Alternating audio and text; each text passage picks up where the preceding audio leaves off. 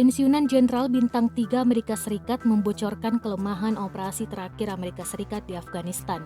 Mantan pemimpin militer senior Amerika Serikat yang memberi penghargaan kepada banyak presiden negeri Paman Sam itu menyorot kelemahan dalam strategi evakuasi menit terakhir Amerika Serikat. Berbicara secara anonim dalam sebuah wawancara eksklusif dengan dailymail.com, mantan jenderal itu menilai akan mudah bagi Taliban atau ISIS menghancurkan landasan pacu di Bandara Internasional Kabul. Setiap rencana militer yang memiliki satu titik kegagalan dianggap tidak dapat diterima, mengambil risiko yang tidak dapat diterima, dan itulah yang sedang kita hadapi sekarang. Dia mengakui angka-angka yang dievakuasi sangat mengesankan, apalagi itu dilakukan dengan satu landasan pacu, satu bandara, kira-kira seukuran bandara kabupaten, yang tidak seperti bandara JFK dan Dulles. Tetapi bagaimana jika mereka merusak landasan pacu sehingga tidak mungkin untuk mendarat? Lalu bagaimana?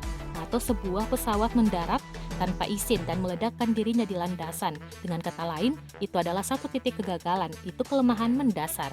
Dia juga mencerca penggunaan tentara Taliban untuk membantu mengendalikan kerumunan, sementara pasukan Amerika Serikat berusaha membawa warga dan sekutu Afghanistan ke bandara dan pergi ke tempat yang aman. Pekerjaan mantan komandan Pentagon itu termasuk memberikan penghargaan kepada presiden sebelumnya. Dia juga terlibat dalam perencanaan evakuasi seperti mundurnya Amerika Serikat dari Afghanistan.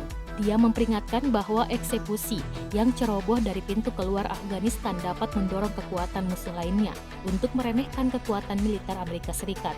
Karena itu mereka lebih mungkin melakukan gerakan militer yang agresif.